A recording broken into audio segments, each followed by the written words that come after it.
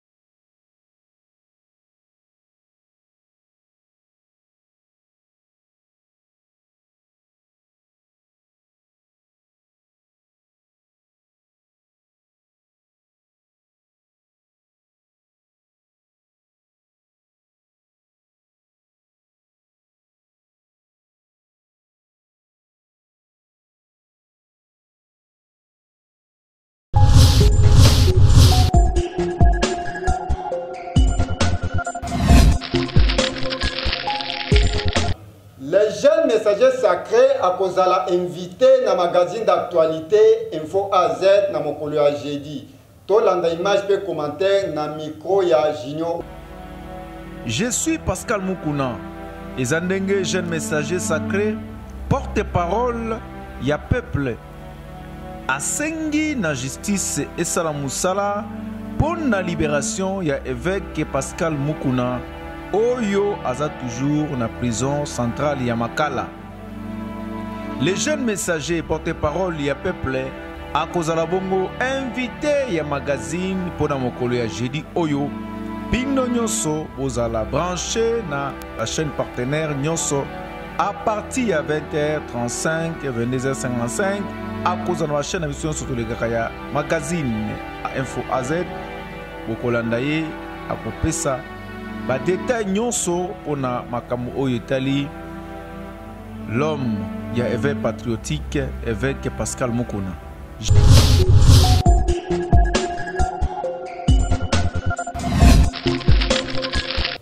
Après 60 ans ya indépendance na mboka na biso, ba église etondi ebele alors yango e apporté nini tolanda pasteur Blaise Mweye na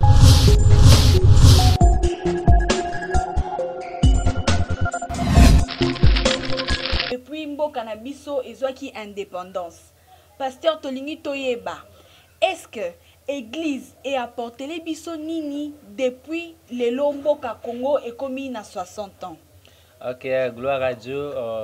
Je bénis d'abord le Seigneur pour 60 ans ya mboka na biso ya indépendance et puis pour raison la question na yo et là une église memeli biso na kati ya mboka. Je crois que l'église de Dieu est même apport positif na kati ya mboka na biso Congo parce que l'église prêche les gens ba jeune belé ba se convertir ba jeune belé na place peut se lancer dans monde ya kuluna ou na monde ya maramwa ebelé ya mabeko comme ma des années na kati ya mboka. Le contraire, l'église a prêché ces jeunes là ba se convertir monsieur ba comme ba passer monsieur ba comme ba serviteur au sein de l'église. Moi je crois que dimension na ya conversion il y a plusieurs filles, plusieurs garçons, plusieurs personnes, et rapport moko positif. Et autre chose, madame, l'église est même dimension il y a espoir. Moni batant mboka où tous allez traverser des temps fatals, des temps difficiles.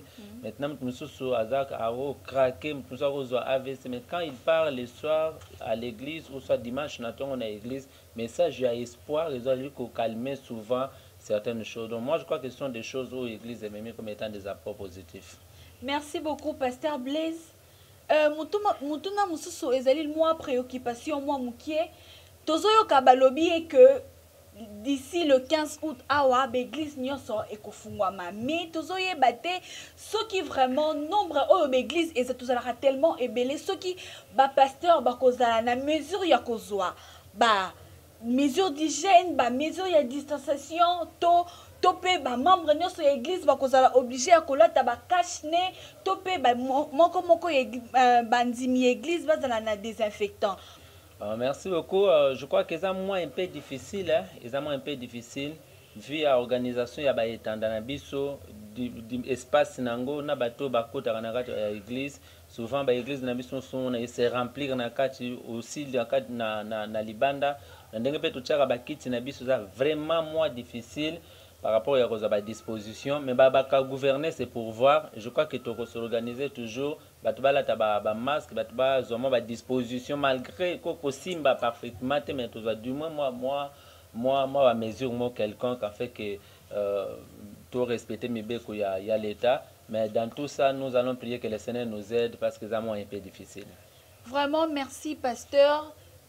Peuple de Dieu o ezolanda biso et kozana besoin koyeba pasteur Blaise Azaya église nini enlèvement mais la dimension de travail na kati ba église locale tu ali ko vrai na église Jésus t'aime ezali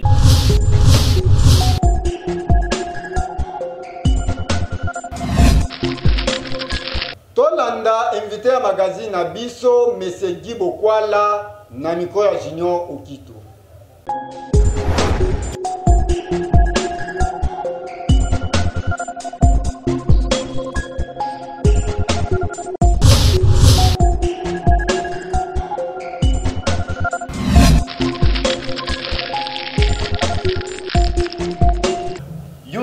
IDPS, bande de réunion sur IDPS, marche ya coalition FCC Cash. Pourquoi ça l'analyse ni na mukolo ya lelo ndenge toza awa. Bon, d'abord ndekonanga merci na bande de réunion sur Hollande biso partout dans le monde pour otala magapé donc il faut quand même tout signifier le Congo. En fait d'abord pour nous expliquer marche ya FCC Cash, il faut que Mekakoye Bisabato, en fait, la coalition c'est quoi? Puisque Batobazo, quand on dirait, donc la coalition c'est la fusion. Voilà. Ou bien Batobazo, quand on ou bien coalition ça, côté président de la République, et puis côté autorité morale. Or, c'est l'archi faux. Donc la coalition c'est l'ensemble ya Batoyo, Bayokani va travailler dans l'idéologie Monko et sous la supervision du président de la République. Donc c'est ça la coalition.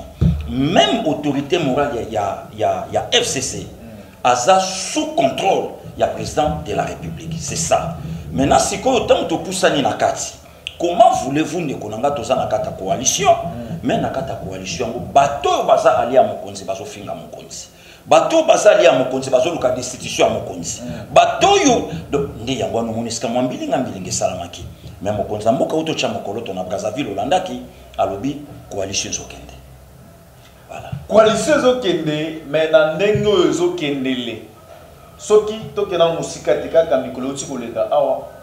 Au moment que le président de la République a touché appareil judiciaire, a nommé un magistrat, a nommé un procureur, mais FCC était les mêlés en moi. C'est-à-dire que le Premier ministre a boyi naye, donc a boyi kondima signature wana donc contreseing wana oyo et salamaki na vice-premier ministre, ministre intérieur. Est-ce que le logo garantit que la coalition est bien tout est vraiment ma vie? Pour bande bozo on déjà que la crash. Mais bino moko bozo linga bo bongisa mais aussi mbagate. Matondo mingi mwana mboka. Soki otuninga motuna wana. Nga nazoyi bisa bande ko ba Hollanda biso ndenge balanda kayo. Nazoyi bisa bango armée eza apolitique. Maréchal Mobutu alobaka mona 66, l'armée est le naître et le restera. Comment voulez-vous tous un magistrat suprême, le commandant suprême de FARDC? Si Kopo a la nomination à qui le tourne à Nani, soyons quand même sérieux. Nous avons tout vendu dans la République démocratique du Congo. Aux journalistes, il y a investigation. Le loyo to vanda, il y a une ordonnance sous la reine de Joseph Kabila contre saint par José Makila sous mandat le 13 mars 2018. Alors, il y a une ordonnance aussi contre saint par le vieux Léonard Chokitondo. Bruno était où? Voilà. Mais, donc, on vous accuse toujours que manque de dialogue exact avant vos décision. Dans le lobby, parce que vous avez la coalition. De journalistes. Voilà. Ce n'est pas la FCC Moutakoole là. Est-ce que le peuple peuple congolais bayebi que tout ça dans régime semi-présidentiel? Est-ce que le peuple congolais bayebi que FCC a aussi au moins 70% il y a pouvoir en Bokoyo? Est-ce que le FCC mutakobi ba na marche? Voilà aujourd'hui. J'ai donc raison dans l'ancien premier ministre Bruno Tshibala. Où il a dit mais c'est inexplicable. Parti au pouvoir, bateau bazana 70%, gouvernement Yabango, assemblée Yabango et 70% il y a non quoi Sénat Yabango, basimbi au moins 70% il y a force à pouvoir Yamboka Oyo, batouana babima, babito bimi pour dollar et mati. Batouana babima oh non arrestation arbitraire. Batouana babima oh non mon konzamboka azosa ba décision sabiso, mais c'est inexplicable. Mais vous avez la coalition, il faut quand même beaucoup consister. Bande vous avez la coalition, vous avez nommé l'autre nommé. Bien que vous généraux, mais il faut quand même considérer Ndeko journaliste. Pourquoi vous avez un passage Ndeko journaliste. par force? Non non, ngana yo et papa yo ngama toza bakoko. Yango moni mikolo to mo benga yepepe. Vous pensez réellement est-ce que mon konzambo capo a ça la ordonnance sur la première ministre Eba qui a moté? C'est bon, on va le gagner parce que tout qui a malamo eleki. Na lobby na yo hein. Na lobby bataille il y a la nyamo la télévision le rôle fait ba tout sur la télévision. Non, limbisanga to sunga bandeko. C'est que premier ministre est à Katanga. Na 4 jours au premier ministre à Katanga, donc c'est comme Konzamboka a bengi ba konza armée, a bengi ba tunyoso, a ebisi banga lobito signé no kino qui puisque il y a que Katanga, mais c'est inexplicable. Donc essaye lokoyo ba démarche nango et c'est ça là qui déjà avant. Maintenant ce qu'on pour la premier ministre, la ministre de la défense va salini. Babi non, loko la biso to ça téléguidé na autorité morale. Soto lobito ça les locaux et créer biso ba problème, to beta tout la mosia ça, croyant que ça la makité. Or bato baso bota que non. Mon konzamboka c'est lui l'institution. Donc yemoko fachi azana institution. Mais comment voulez-vous FCC a marché pour soutenir l'institution de la République, mais a marché pour soutenir l'institution présidente de la République? Voilà encore la cacophonie. A marché pour respecter la Constitution. C'est-à-dire beaucoup déjà. Non, ça c'est violation internationale, il y a Constitution. Donc beaucoup pour violer la Constitution, la nègre moko. Papa journaliste. Papa journaliste. Parce que dans la image, ah voilà, sur Félix Kabang Numbi, même Nani Ndeko, Misusu, et Belé, dans ça qui m'a interviewé, tout ça déjà comment là que Bazaling va instaurer dictature dans Boga Oyo. Ndeko, Bino, vous travaillez pendant 37 ans. 37 ans, on est en opposition pour le bilan de l'état des droits. État des droits, le pouvoir. Non, mon amboka. Un dictateur dans un état de droit, à comment c'est la dictature. Un dictateur dans un état de droit, à comment la dictature se continue. Pourquoi? Un dictateur a mis ça dans Kangabatu. Sans tourna, sans yeba, à boaki. Mais le long état de droit, bakotono balobin de journalistes à Salaki Nini. Yango le long moni bango, comme ils sont des dictateurs, bamoni que la carte état de droit, est-ce que Moutuloko la calève? Le lot n'a mis sur le peuple congolais. Kalef le lot a coquille au marché pour abîmer sa mot dictature dans mon konaye. Mais ça c'est de la sorcellerie puis les simples papa journaliste. Est-ce que Moutuloko la Ramazani Chadari CP au yosa journaliste il y a investigation na Katamboka au na Congo. Au yebi ordonnance il y a gouverneur il y a Katanga au yo cour a promulgué même ministre à l'intérieur.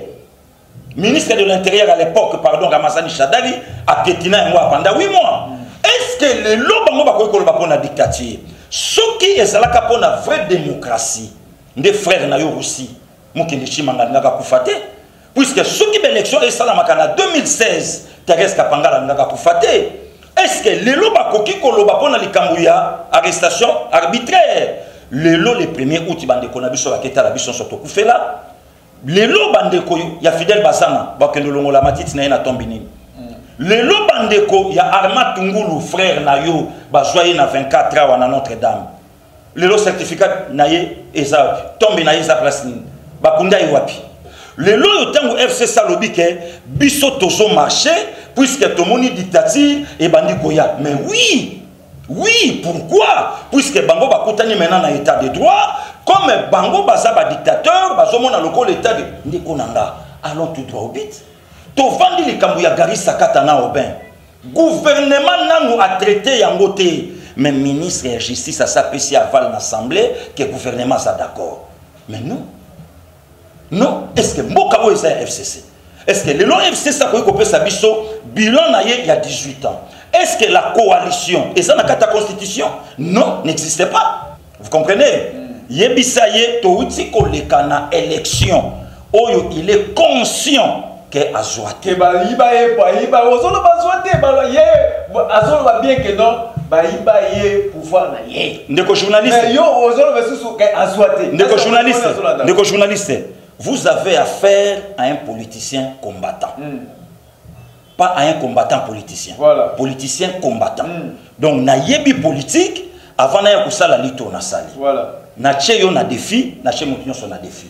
Ame melanda ba vrai pourcentage ya Martin Fayoulou, benga na ta nyonso na répondre à l'invitation na yo. Puisque si le li kambwango, papa tient na kufi to kundie na selena leadership en tant que président de la République. Mais aïna avant le pouvoir. Ayebaki, yango le lo moni. Fachi aye ko corriger derrière oui salamaka mais le lo Martin alimbisi biso na masomo biso to salate. Donc c'est que il est conscient que rien. Merci beaucoup de progresser. Toujours dans le cadre wana avant de continuer les canapes na sujet mususu il y a marche. Bandeko ya FCC balobi lipe mati. Tout ya dollar et mati. Tant que IDPS a eu pouvoir, tant que le président Fachi a eu pouvoir, alors que non, Banamboka, aïe, voici ça, passe belé, abakisa, abongisa makambo, Namboka. Le long le président Fachi a pouvoir, lipe mati, ndeko, lipe mati, to ya dollar ezara ko matakaka, to ya chômage ezo mata. Bateau c'est sur le but que nous va marcher pour libre et mati. Zo mati bazo baza peut quand même qu'on défendre la valeur moko ça normal. Mais ndeko au moins ngote que nous va faire perdre les pédales. Et le ben na mata kulutu nanga wasi quoi. En tout cas guida bunginzela. Comment voulez-vous bato baza na banque centrale na maboko? Deogracias Mutombo FCC, ministre de la finance, c'est les Yalabouli. FCC, budget INC, parce que bato bongo ba marcher pour pas sakana na peuple congolais ou bien pour ba salani. Nani asimbi économie ya République démocratique du Congo, n'est-ce pas FCC? Yango monelo kondeko nanga na CP nengo ya mbinga. Lelo temo FCC alobi nga na marché pour na dollar, papa na ngai. Nana bosani problème ya pandémie oh lelo biso tozu na mokilité. Donald Trump a utolo bango. C'est difficile mais l'élection aux États-Unis et ça à la fin de l'année à cause de la pandémie. Lelo yonga na oloba nous a joli c'est investigation monde entier bazolandanga. Dollar acheté devant euro. Les lombongo ya ba chinois échité à pardon. Papa peut s'engatan, papa peut s'engatan. Biso to comme peut sa raison partout dans le monde. Crise des arts planétaire, je mets quiconque en défi. Crise des arts planétaire. Tolobi en beauté. Bon, les lombongo so mata, comment zo produire ni? Ngana to sawa. Soki le lobi langa ya bukanga lonzo et bandaki ko produire ata céréales ya pamba.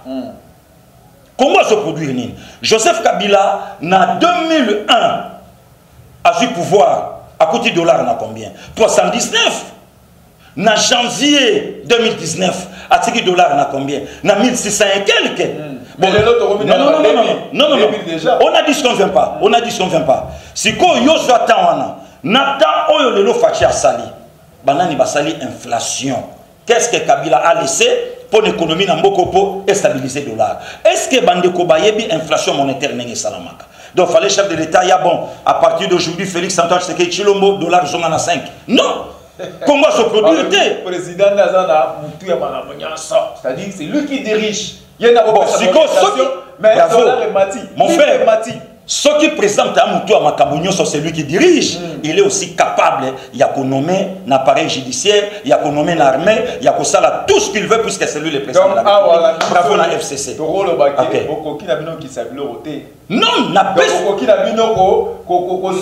papa, n'a pas réponse monde de Bazolandanga. Au Bossani Moutouna mon falo tunanga. Némi Milania Lobi 5 frontières na biso ça. Mais les lots de défense et décentralisation, c'est pas nan. Répondre Némi, cousin. Répondre tu vends kinga na yo les 5 postes ministériels. Oyo ya mokonzamboka. Justice biso.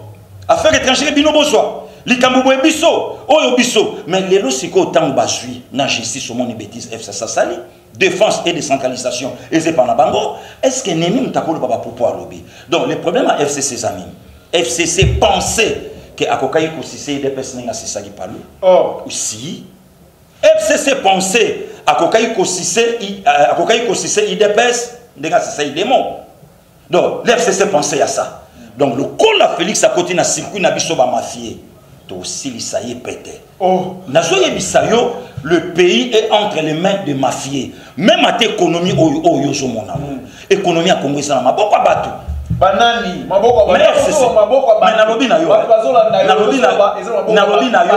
lobi na yo FCC ngana mutuna bande ko question yo sa journaliste musala na yo et pesinga nzela tena tuna yo mutuna Kabila sali 18 ans na pouvoir FCC kanga nani FCC kanga opposant akanga Domindongala akanga Franck Diongo akanga Vinanga Gérard Cheko Komulumba Luzolo Bambi Bachaye numéro 1 il y a lutte contre la corruption Azwa une affaire il y a 14 milliards par an où ils ont détourné après ça listing n'est pas yémé bakanga nani les loyo lancement ya Kini Bopeto aujourd'hui Kinshasa c'est la capitale la plus sale d'Afrique même Kigali et Leki même Brazzaville et Leki siko yo yebisanga tozan na pouvoir semi-présidentiel ndeko na sepeli na yo na sepeli na plateau na yo mutu nyonso akolanda émission ya FCC atie tembe na mambo na lobby je risque à robenga ngana ya sécurité nanga po ko koyela ngana nzoto.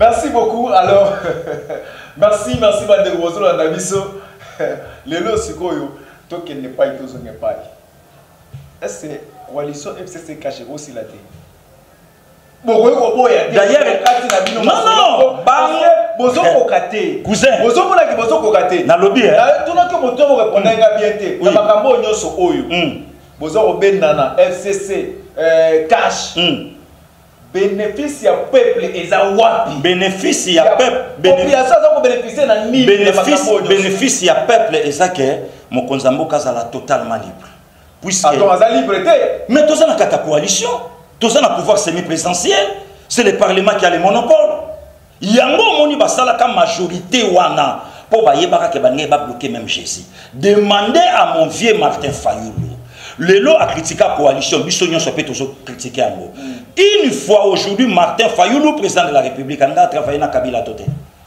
ye déjà ngaka lo akanga ba nyonso ndenge na penser na ye na alingaka kanga siko tanga lobaki akolongola kanko kola kotinda ngo basoda na ya Kabila to ya Kabila te non yene mtalobaki na buno de botina parce que ça la promesse boke état major na lobi guerre bando sila na biki to ça na Congo na tout ni état major na lobi na yo vous avez affaire à un diplomate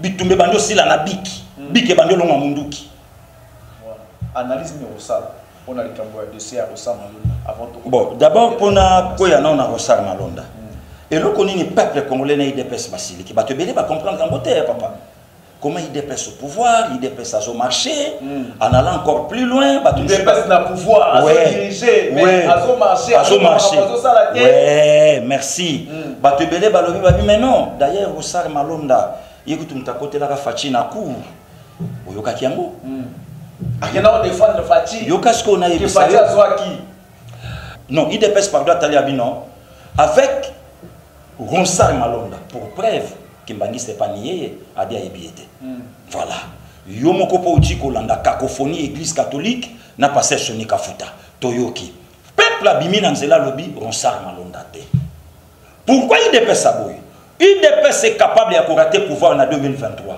mais Ati Kambo kana stati ya likolo d'ailleurs chef de l'état lobakiamo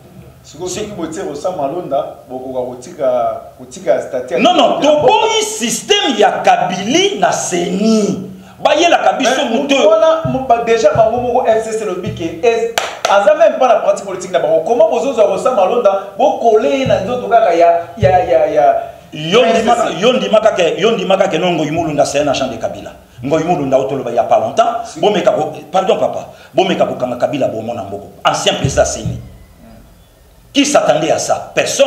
Nous connaissons l'FCC ce sont des risés to yebi même attendenge refi à Malonde zo salama na CC bazoluka déjà motomoko oya ko remplacer donc besoin na bango ça ba kende te na 2023 yango moni mikolo yo na comme na idéologie aimons le Congo que les opposants de mon pays ba penser que non en fragilisant Fachi ne bango ba ko pouvoir le kola Fachi a koti na circuit ya ba mafia mafiateur ba bundisaka bango fokota na kati le kola Fachi a koti na kati na bango mais na biso peuple faut soutenir pour apanza réseau wana ba mafia et permettre la peuple wana isaka IDPS to le peuple congolais ba marche salamite ba marche salama na mboko au moins après IDPS donc ba domaine kutu ya babiloko ya peuple na kolo bangote ndiko nanga pardon non non na compagne le lingo le ba na lobby marche salama na lobby au moins IDPS na force makasi ko le kaba na lobby na yo tata ya ba parti politique nyonso bato bazwa mikanda à l'étranger pour na IDPS ba vie na biso balaka na ba université à l'époque biso na ba chik na ba humanité IDPS donc l'IDPS est à parti oyeboti ba parti tout na mboko yango moni nazo souligner nazo soukisa phrase na na réponse tout na kinga aujourd'hui bravo na IDPS recensement pe au salama mais bien sûr net singa yoko tout donné na sa émission nazo profiter na bisa mokonza mboka yo za na carte d'identité tenga pe na carte d'identité tout ça na carte électeur oh depuis Maréchal Mobutu to perda carte pour citoyen qu'est-ce que Laurent Désiré Kabila a fait qu'est-ce que Joseph a fait pendant 18 ans recensement pe salama il faut c'est une obligation toyeba pour reporter moi élection pas pour reporter toyeba banana de copain il y a de comme ça qui va le dire que on non ce qui boza ko bongisa réforme ya mambaseli pour reporter non élection non wana FC non pour toyeba pe ba 1,830,000 oyo et bimagana est ba fotela ngo banani banani ngo ba fotaka ba 1,800,000 wana donc c'est une façon de konanga ya kozongisa mboka na biso et siko FCC batekaki yango voilà alors ce qui doit le bana terme ya pourcentage les oyo bana président Félix Tshisekedi a ce pouvoir oko pesa combien de pourcents bande bazolanga na lobby ça la sincère oh papa pour le salaire parce que on a passé à IPS non na lobby ça la sincère na social et peuple que na pesi président Fachi autant de pourcents ndeko na expliquer le comment dans 2 secondes est-ce que batu ba te social et la ka limonter bo ba tout temps ba ka social ba kansa kaka kolia oh social et ça la kaka limonter donc social même à ta gratuité au monde qui va parents va sepelaki ça fait partie aussi na kata social le lot tant Fachi aye à côté na pouvoir ndeko nanga ngana ndimi DPS ndeko kolenge za parti nanga yo zo sala musala na yo ozana casquette te mais le lot makambo e comme sala na mboka na biso et salamate toyebi yango te liberté ya justice le salamate le lope tout mon directeur à cabinet ba interpeller et salamate merci beaucoup ba compte à rendre ce que yo tuna bato ba marchaka pour na 15 pourcentage pesa pourcentage en tout cas pourcentage Fachi ma siko na minute en tout cas donc ba 65% 65 est-ce que ozo bata solitaire bato bazula nani papa na longo na lobby na yo lipeza ki na lobby et parti comme 400 ngana uto pesa pourcentage 65 na uti ko pesa $100 soki na 160 le lot on a dollar na 2000 papa journaliste ozo pesa 65 na uti ko pesa yo réponse muto ya kofinga nga afinga po esa choix na ye crise au Congo azo vivre nango lelo eza planétaire eza mondial ça c'est un de deux Congo azo produire rien oyo akoki ko batela économie na ye trois ndeko nanga nazo yebiso toza na pouvoir semi présentiel bato yo baza na 70% ya pouvoir ba se justifier devant peuple donc ezala budget au budget oyo président le Baron tout le monde a vu sur le côté en 2023 après metaka 86 milliards pour 10 ans na lobby 86 milliards pour 10 ans wana ce ko pesa INC tango le Baron boza pouvoir en 2023 tango Facha bandai ko lobanga fa comme chef de l'état ba alaka donc toko le bakilelo président vous ala vraiment na makoki ko 85 milliards le Baron na lobby na yo na aide makamu ndenge ezokende na bitumba au chef de l'état zobunda toko komati d'abord c'est un homme de parole c'est un homme de parole donc ndenga sawana tango makamba gratuité bouchaki papa to marcha to sapene na yo est-ce que vous ça va valider to vandi awa bakosimba pareil judiciaire te bamwana déjà basibala pa kiseleka tovandi awa ono John Numbi abanga kutu mokonza mboka te azawa abiaza memete kasagamba te abiaza memete ayebi tigre tovanda na tigre na mboko te oyebi tigre te oyebi général Wesako oyebi général Mazembe oyebi général Eluki une génération savant et notre arrive ala tapeta lieutenant place donc au PC président 65%. Asa il faut combien? Merci. Alors, ce qui est le haut, on peut sa pourcentage, bien que aux amours en a été. Il y a Makambo Nyoso Kabila Salamboka, bien que Kabila, aux autres collègues Makambo Nyoso, ce qui est le haut, on peut sa Kabila pourcentage, dans 18 ans, il y a ça. On peut combien de pourcentage? Tu regrettes 18 ans, lesquels avaient inaperçus. Et ça pourcentage? Nombre de morts il y a 18 ans et l'équipe Première Guerre mondiale. Non, je n'ai pas fait.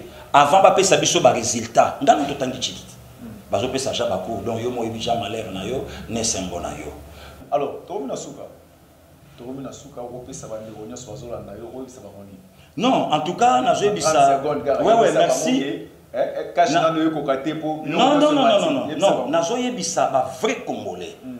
Pour les autres, na ba Congolais au service des Bapaya, mais sont des Congolais. Mais na joye bisa ba vrai Congolais ba garder tempérance na bango, nous sommes là où toujours kende, nous sommes dans les bons, toujours kende dans les bons. Ba même biso na politique aussitôt quoi, aussitôt du aussitôt. C'est pas ça mon tour yelinga na muke. Est-ce que pour créer pour ça que yo bien que ça pour société za ga monter. Au lieu qui na baso de mouton. Au lieu ba qui na baso de mouton. Qui na nota ko masangute moi ni loso moi ni ya nanu ko Congolais lingi na ndeli bombo. Bukanga lonzo salaka wa ekenda wapi. Ndeko nanga to fandinga na yo awa. Mama yemu to belisa bato sana bato kuna. Maman est dans situation bien, mais maman est à l'hôpital na Bibwa.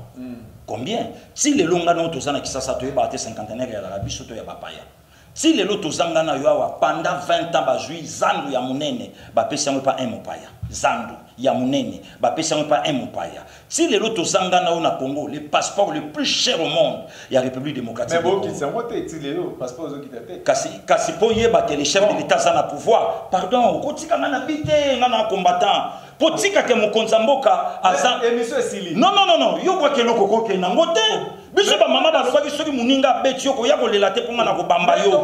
Landa ye. Ngana oye biso soki passeport et souki siko foye bisuki pourquoi? Il fallait entreprise ou bien société on va continuer break. Pour mon il y a un président de la République, on a FCC à l'obité. Parce que FCC pour l'obao c'est la caba contre saint. Yaya, on vous mesurera de la manière dont vous mesurez les autres. Nous là bango ba l'équipe biso peto le kawal.